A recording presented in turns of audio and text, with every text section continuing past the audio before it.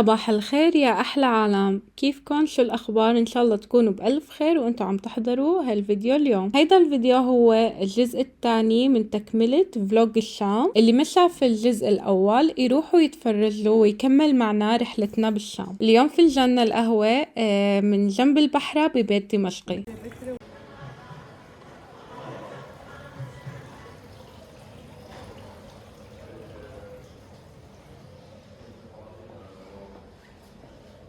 بعد فنجان القهوة طلعنا حضرنا حالنا وصورنا شوية فيديوهات للإنستغرام. قلت له ديفاين تمام ديفاين يلا تعالوا مش تمام هلا بدنا ندور هيك اوكي بدنا ندور 1 2 3 دور اوكي تعال بسبب يلا يلا هيك رح بعدكم هيك هيك بس يلا ادرس كاسينو 1 2 3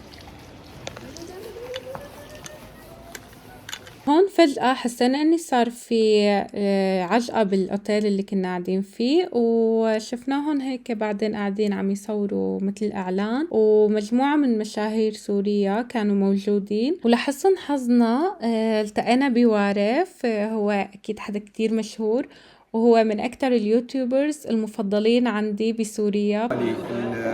التجربة تبعه بساحة البابتوما بمثل سيارات الجولف. بصراحة وارف حدا كتير محترم ومتواضع، وبصراحة كمان المحتوى اللي بيقدموه كتير كتير كتير حلو، الله يوفقه يا رب. كتير حلوة انتي.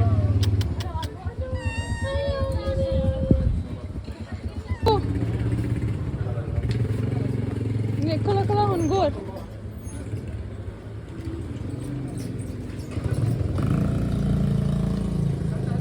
شوارع الشام مليانة بقطط كتير كتير كتير حلوين، وبصراحة كتير أليفين، والعالم هنيك بتحن عليهم. خطتنا لليوم إني نروح ناكل فطور سوري بمطعم بيت دمشقي قديم اللي هو بيت جبري.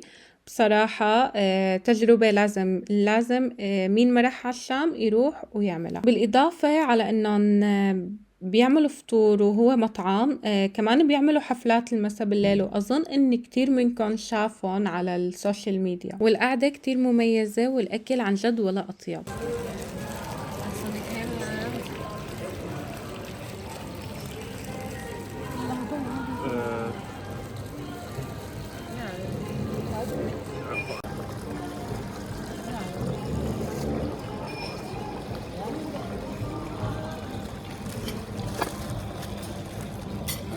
Men ska man lägga lite av halvprocent it's very clean.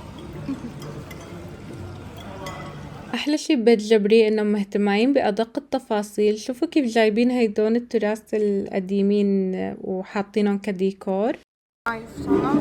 زين kolla det här är Damaskus. Det var en sån över. Jo, det är olika. Alltså du har olika också.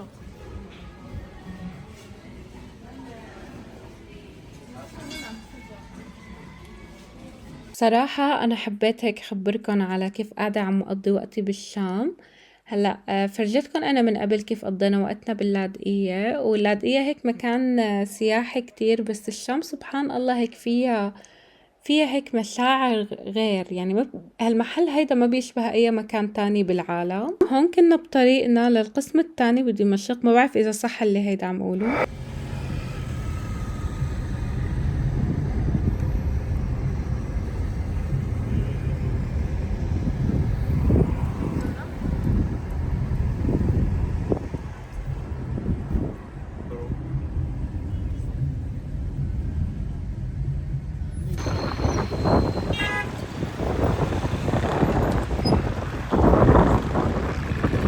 اللي كنت بقصده من الجزء الثاني من مدينة دمشق هو الجزء اللي برا الشام القديمة. هون بتلاقي الشوارع الكبيرة، المولات الكبيرة والبوليفاردات والأبنية الحديثة اللي بمدينة دمشق.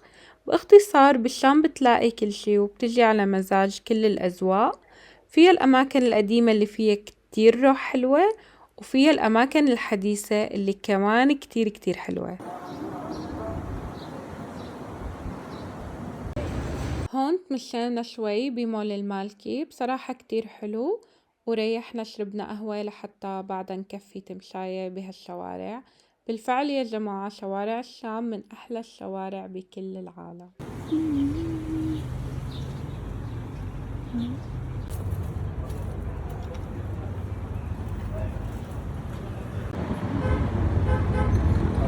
بعد المول قررنا اني نروح نتمشى بأسواق دمشق. بصراحة كانت كتير كبيرة وكان في كتير محلات حتى تختار وين تروح، بس في مكان كان لازم نجربه اللي هو كوكتيل أبو شاكر. بصراحة خطيبي أصر إنه يروح ويجربه. Costa, you're very welcome. Thank you. شكرا. You was going? Yes. الحمد لله. زين. زين زين الدين. زين الدين. يا أهلا وسهلا. شكرا. You're very welcome, sir. Thank you. So, واحد امبراطور. وانت شو بدك؟ انا بدي وحده جريفون. واحد امبراطور سفري وواحد جريفون سفري. انتوا مع بعض. هلا. شكرا. والله نايس. الحمد لله. زين أخذ هيدي اللي بيقولوا لها كينج، بصراحة كتير كبيرة وبتشبع، فلهيك أنا اخترت إني آخذ عصير جريفون. يا جماعة مثل ما ملاحظين نحن كل شوي قاعدين عم ناكل، بس يعني نحن بسوريا وتحديدا بالشام والأكل هنيك عن جد طيب وكتير بيشهي. كل ما نمرق من محل هيك نشتهي ناكل، فشفنا بسطة الدرة هيدي وحبينا اني ندوقها وكانت فعلا كتير طيبة. وقعدنا كمان بحديقة كانت القعدة فيها كتير كتير حلوة. يعني شو بدكن أحلى من هيك؟ أجواء حلوة وأكل طيب، وأكيد نحن بسوريا. قلبي امي قوم لي تنار مغازان لي تنار.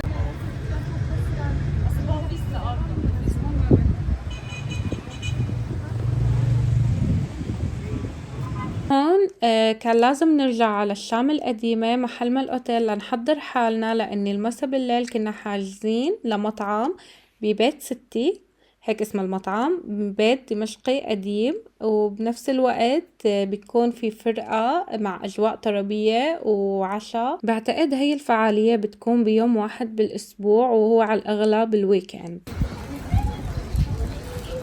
randomly in Syria. Snooze Sweden.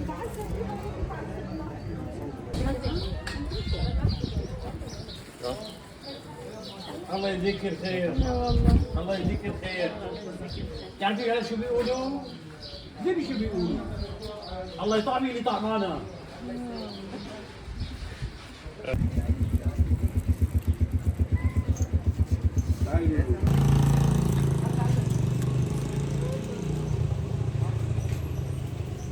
هون كانت الماما قاعدة عم تشرح لنا إن هيدا المكان من زمان كان مثل سبيل مي، العالم كانت من زمان تجي وتشرب مي من هون.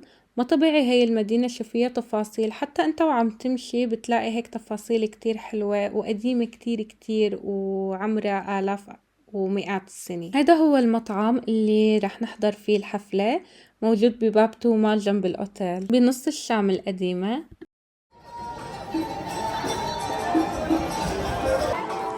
قولوا لي باي.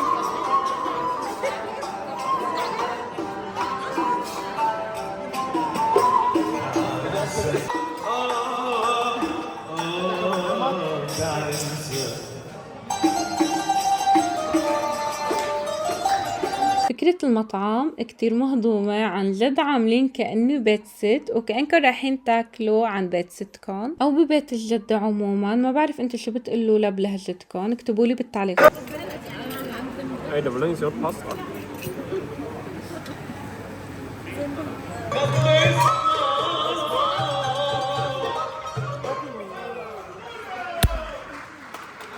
Är det från min eller?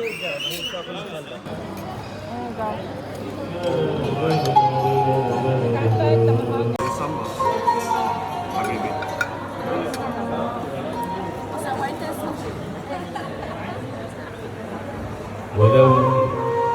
ولو هيك بتطلعوا مني يا عيني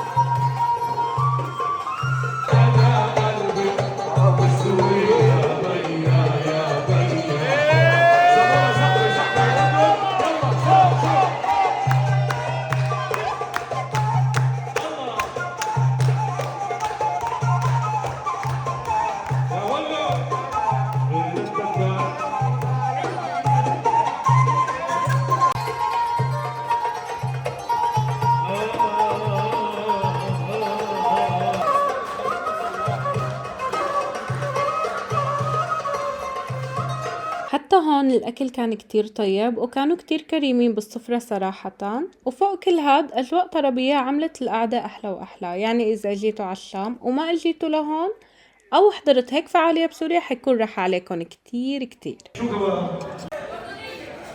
الفلسطينية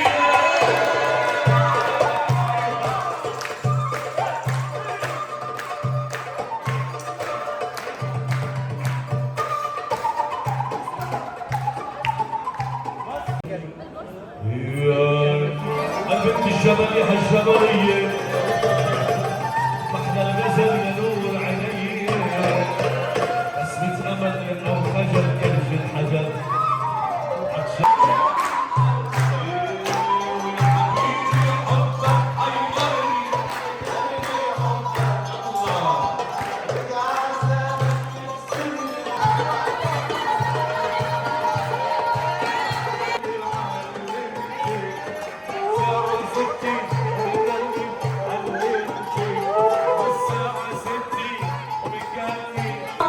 صوت أعلى أعلى أعلى بس عن الجيران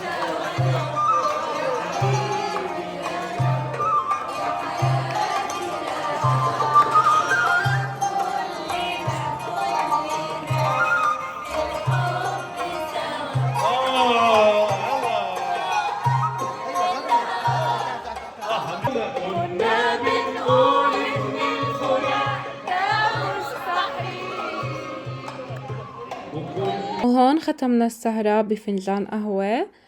بصراحة كانت قعدة من العمر وسهرة كتير حلوة وبنصحكم كتير انكم ترجعوا هيك مكان. كتير فضينا هيك طاقة وانبسطنا وغيرنا الجو. يعني واحدة من السهرات اللي مستحيل انساها بحياتي.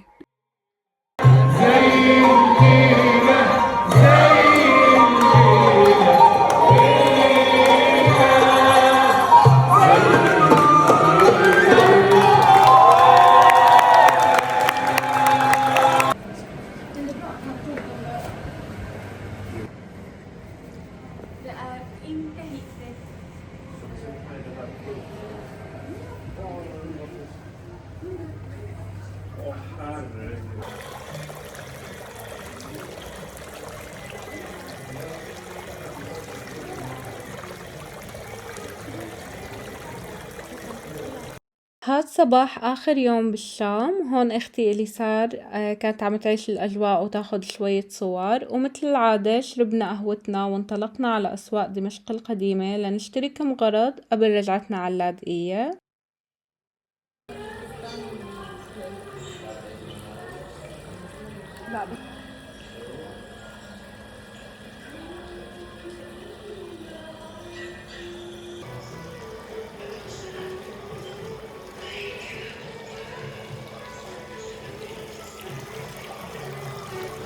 هالمرة كانت زيارتي بالشام قصيرة شوي مع اني لحقت شوف كتير اماكن وزور كتير اماكن.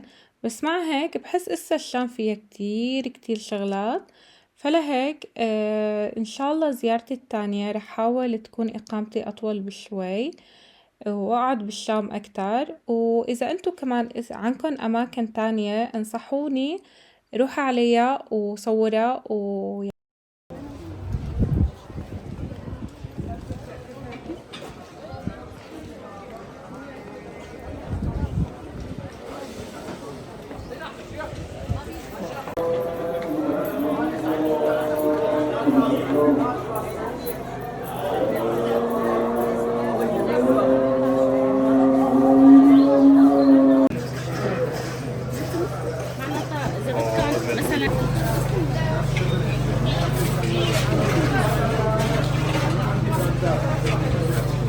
بصراحة الشام فيها كتير شغلات متنوعة. فيها كتير شغلات ممكن تجيبوها كهدايا. وهون أخدنا معنا شوية سفنيرات للسويد. وأكيد كمان شغلات لازم ناخدها من سوريا واللي هي الكانديز والبهارات لأن الكانديز بالسويد مانا حلال.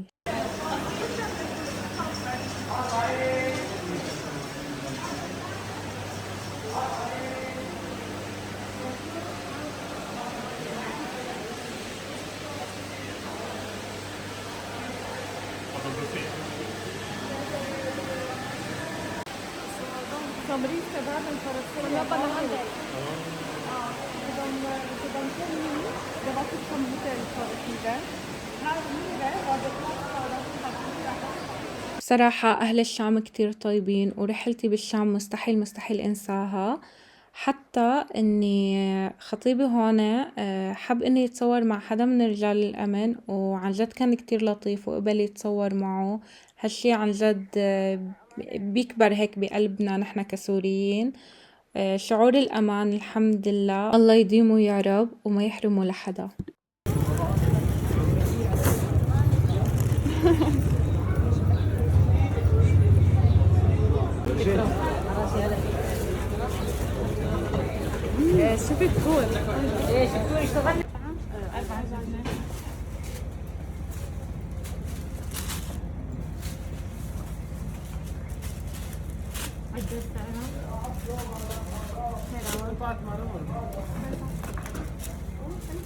وبهيك بتكون خلصت إجازتنا بالشام، وشكرا كتير لكم إنكم تابعتوا هيدا الفيديو، وإذا ما تابعتوا الجزء الأول روحوا احضروه، وبشوفكم بفلوقات جديدة. باي باي.